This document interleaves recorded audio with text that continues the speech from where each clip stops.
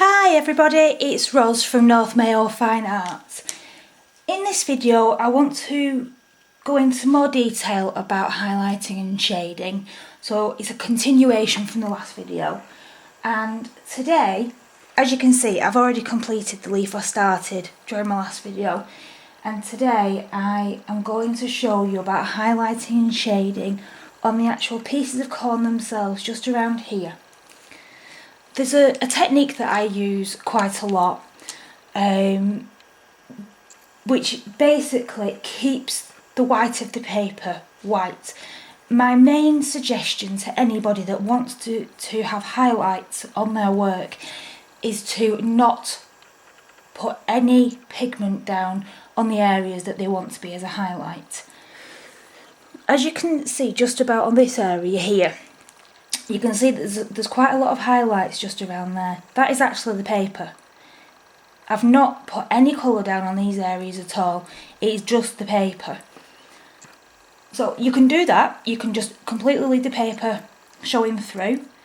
But if you want to guarantee a highlight, and it's going to be an area that could actually end up being quite dark, my other suggestion to you would be to use a white pencil.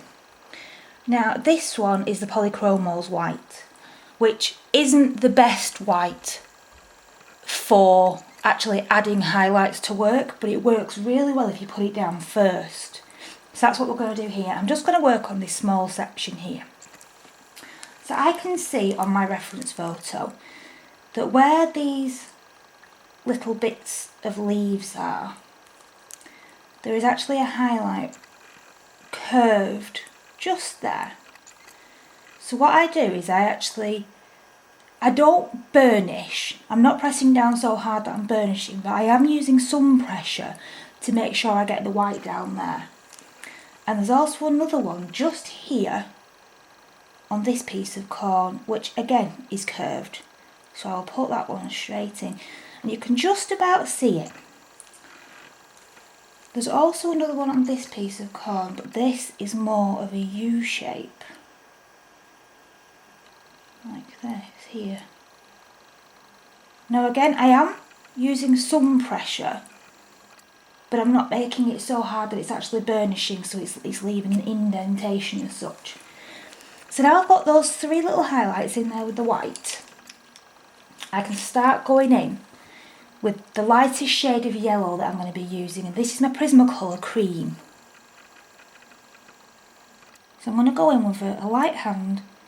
Now I'm not going to go directly over the white, I'm going to go up to the white.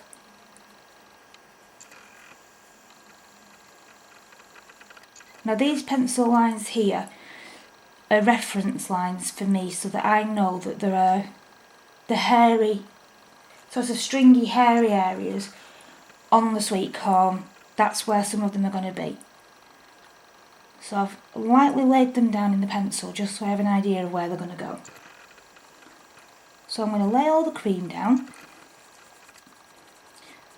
and at the minute you can't see where the highlight is, but you will once we start adding more layers of colour. So there's the first layer.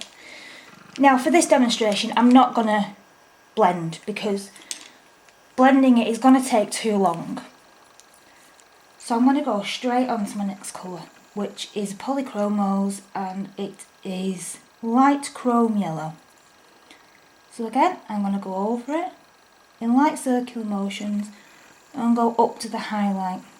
Now the good thing about highlighting an area is that the white of the pencil actually resists other colours.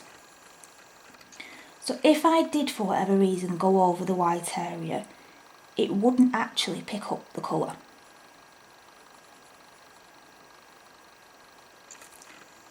And then I'm going to go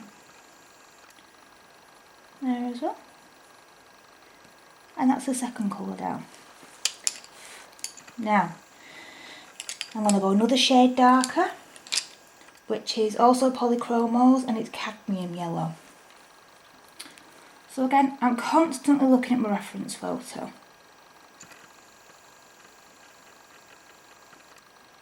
I'm going in circular motions I'm going around the highlight just there. Now you can start to see that the highlight is actually showing through better now, the darker colours are going down.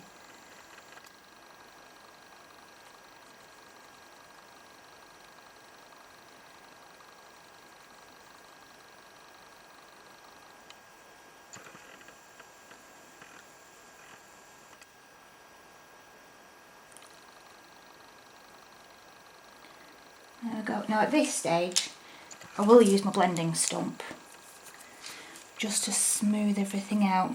Now obviously, because I've got the white down there and I don't particularly want to go over it with my blending stump, which isn't perfectly clean, I'm going to pull the colour away from the highlight.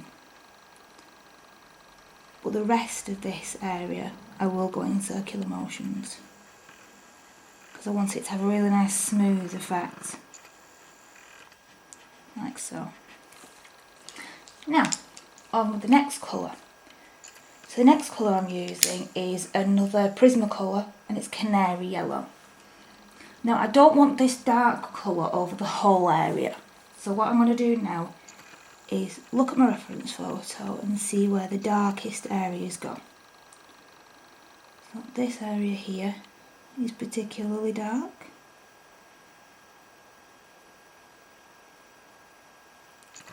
And this area in between these two stringy sections as well.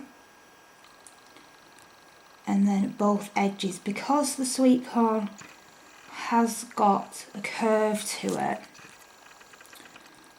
the edges on both sides will be darker than the centre bit, because the centre bit obviously is curved up. There'll be more light hitting it. So both of the outside edges will be darker. These are things that you learn over time when you're working in coloured pencil about shadows and highlights. And it is important to know where your shadows and highlights would be. It's not the end of the world if you don't get them perfect first time. Now, so I've got that colour down. And now I'm going to move on to dark cadmium yellow, which has got a slight orangey tint to it. So I'm going to put some of that down here. Let's darken that area up. Now if I'm working in a curve, such as above this highlight, I actually follow the line of the curve and will go down in the curve and then straighten out at the end. It just adds more texture to the area. And there's a small bit of yellow highlight just there.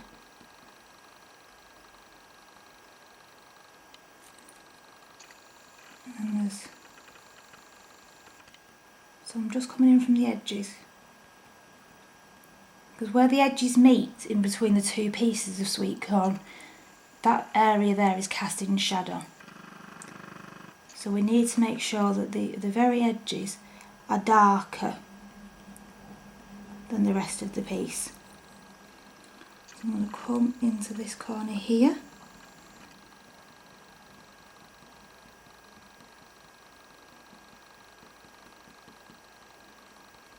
Like so.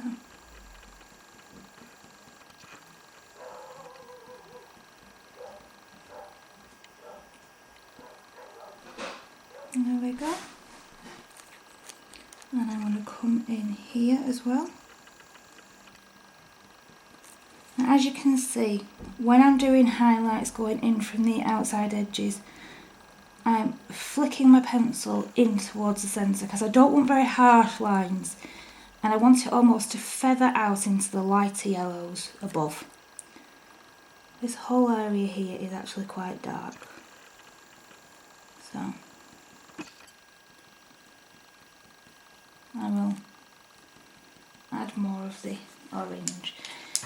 Now in this very bottom corner here, because it's slightly under the leaf, this is even darker still, but I don't want to add too many greys to this area. So what I will actually do is add a darker orange. This one is another Polychrome Rose and it's called Orange Glaze.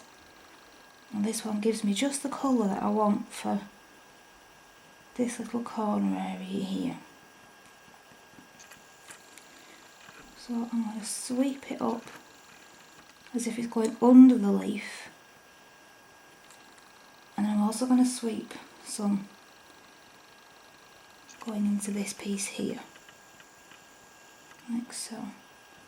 Again, I'm using the feathery motion, flicking it so that there's not harsh lines, because we don't need harsh lines. But what I do want to do is add some of the orange right down the central line, which will then add to the definition of the shadow, like so. There's also a little bit just coming up this side. So again, very gently flick it into the yellows, so I don't have a harsh line. But you can see that that makes a very definite difference to the piece. I also want to flick a small amount just around this edge here, and just going up into that piece there, because that piece there is casting shadow too.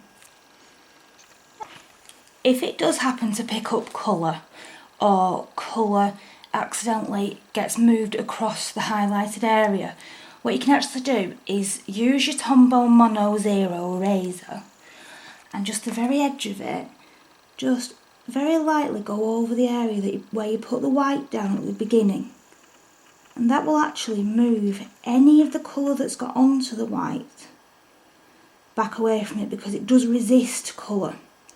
So colour may be sitting on top of it, but it hasn't actually blended into the white, it's just sitting there.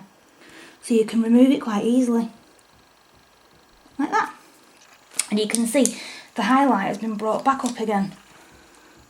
And just to define it ever so slightly more, I'll just go back under the bottom curve and just add some more yellow underneath there, like that.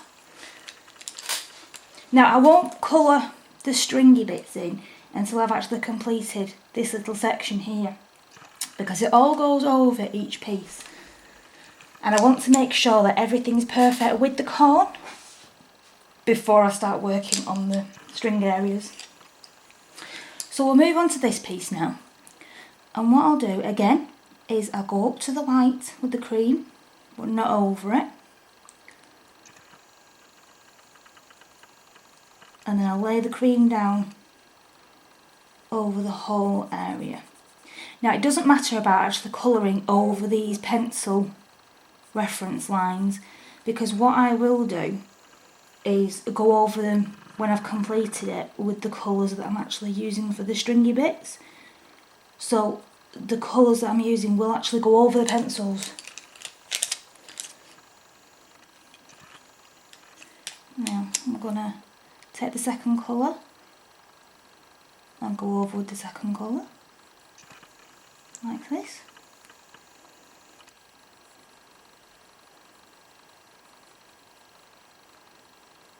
Making sure I'm going around the highlighted area, because I want to keep the highlight in place. And then I will go for the next colour. And again, I'm looking at my reference photo all the time and seeing if there's any areas that are darker than other areas around them. And there's an ever so slightly lighter section just there. So I'm not going to go over that now with any more colour. I will leave that area there, slightly lighter than the rest of it. And I'll go around the highlight, like this. And then I want to make sure I actually almost outline the highlights before I come in with the next colour, because I want to make sure that I work around them and don't actually accidentally work into them. And as you can see, even if you do highlight and put a definite line around them, when you come in with the same colour and go around, it works in with the lines that you've made, and it all ends up being seamless. Like this. And then I will blend that out. Now obviously, because there's the white highlight and then I've left an area lighter than the rest, I'm actually going to dab around it this time, because that will move the pencil around but not actually smudge it into the two highlights that's on this area. Now I'm going to come back in with the orange again, and I'm going to just go up around that top corner, top area, because where this string area is here, it will cast a shadow onto these pieces of corn. So that very top section there is going to be darker. And these very bottom edges here, and obviously up the sides again where the two pieces of corn meet, are darker than the central portions, because this is where they both curve into each other and meet at the bottom. So we're just going to carry on doing this. And what I can also see on this piece is that there is a shadow, which I'm going to do in the darker orange. I'm just going to pull a little bit up here first, because these bottom corners have got the orange in them, and again I'm just flicking the colour up from the corners, and there's a very small area of it just at the very top of this piece as well. But I can see that where this string actually goes across the centre of the corn, because the corn is curved, it's actually leaving a shadow. Now it's leaving a shadow almost from the centre of where the corn touches the string, and it's coming down at an angle, and that's because the sweet corn curves down, therefore the shadow of the string is actually going to curve down, and then it curves back up this piece like so. There's also a shadow that comes down this side. It's all about movement, and there is movement here because of the shape of the individual pieces of corn. The shadows move. I'm just going to lighten up this pencil line ever so slightly. Just looks a little bit dark to me. I don't think it's a realistic colour that would be in between the corn. So I'll now go over the pencil, what's left of the pencil, now with my orange, like this. And that piece of corn is finished. Now, just for my own peace of mind, what I'm actually going to do is just actually brush over the white highlight with my eraser, just to make sure that any little tiny bits of colour come back up, and I'm going to just flick across this highlight as well, and that brings that up much clearer. Now, again, this third piece here,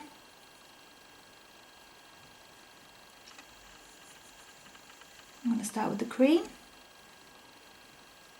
I'm going to work around that highlight there.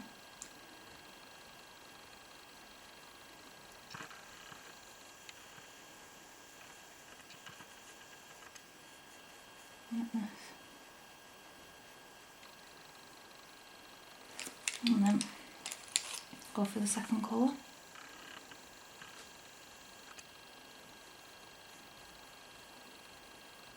Right up, and then around the white highlight again, and go around the inside of the white highlight too. And again, because this is very definitely curved, I'm following the curve as I'm going up.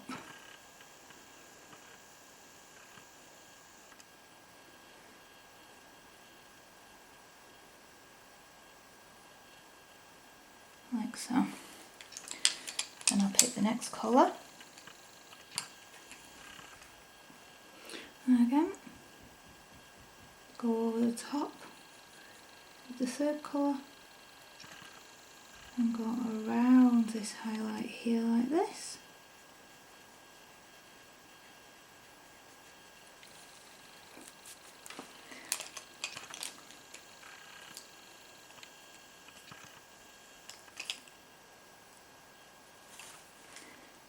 I want to go over with the canary yellow as well, the Prismacolor, to add some depth. Now this actually has some very strong shadows So I will be using one of my French grey pencils. Before I get to that bit, I just want to add all the colour that needs to be on the sweet corn first, including these orangey tones.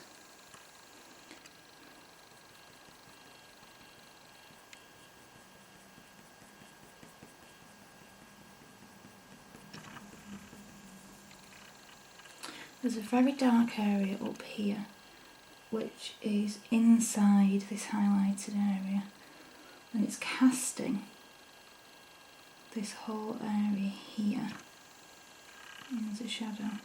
So I'm going to actually put quite a lot of this colour down and then go back over again with the darker orange. And there's just a tiny touch of this dark orange in this corner here, but only a very small amount. And then there's some here. This is actually being cast from this piece of string. So I want to define that a little bit more. And then again, the shadow from the string is going down that side of the core. And this whole area here is actually casting shadow as well. But it's this bit that actually has the most shadow. So I'm going to go over it with a dark orange like that. And then I'm just going to almost tap it with the blending stump, because I just want to smooth that all out ever so slightly. And what I'm going to use now is my Prismacolor French Grey 20%, because this is a very light grey, but it's also got a hint of I'd say sort of creamy, very light browny beige. Not a very good explanation, I know, but it does have a hint of that colour in it as well. So what I'm going to do is just come around this shadow here, because I want to darken it up a bit. Just don't want to use just normal grey, because that will really dull the colour down, and I want the colour to stay nice and bright, but need to add the extra little bit of shadow to it. So there we go. As you can see, it has darkened it up some, but it's not darkened it up with a very dull grey. And I'm actually going to go over these shadows under the strings with this as well, because all shadows do have a certain amount of grey in them, like that.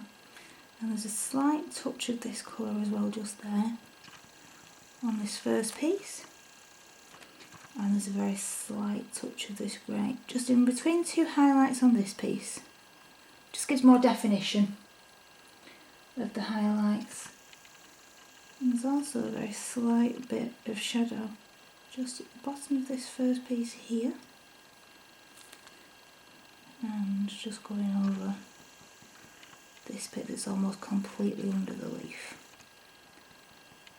So using this colour, it's not actually particularly darkening the colours down. What it is doing is giving me more definition. And obviously, because these three pieces are separated, you need to add a bit more of a shadow in between those. And now I'm going to move on to this last area. Now this area here doesn't have any highlights on it at all, because it's actually mostly under the stringy areas. So I will just go over it with my several layers of colour. Like so.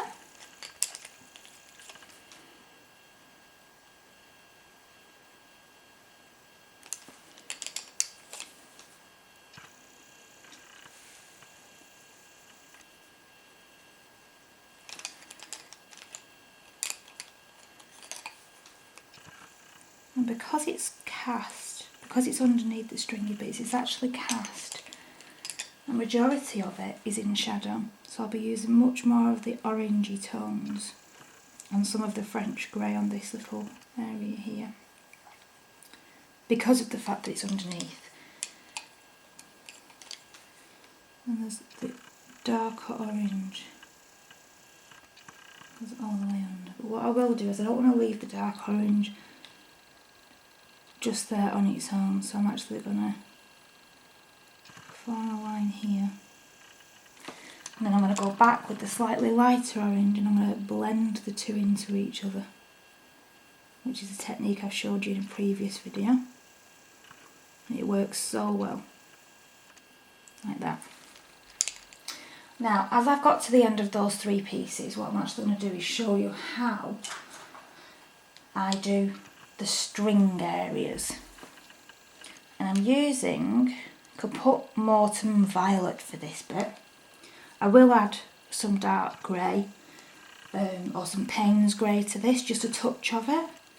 But what I want to do is this stringy area here actually goes into, this whole area here is strings. So this will just blend into there perfectly. So what I do is I tend to hold my pencil slightly higher than I would when I'm colouring normally. And I come in with a point. And I'd follow the line that the string is actually showing on the reference photo. Now obviously because it is string, it doesn't have to be perfect, it doesn't have to be perfectly straight. They are all moving in their own directions. But what I've noticed is there's a highlighted section of this string just here where the colour is actually not visible.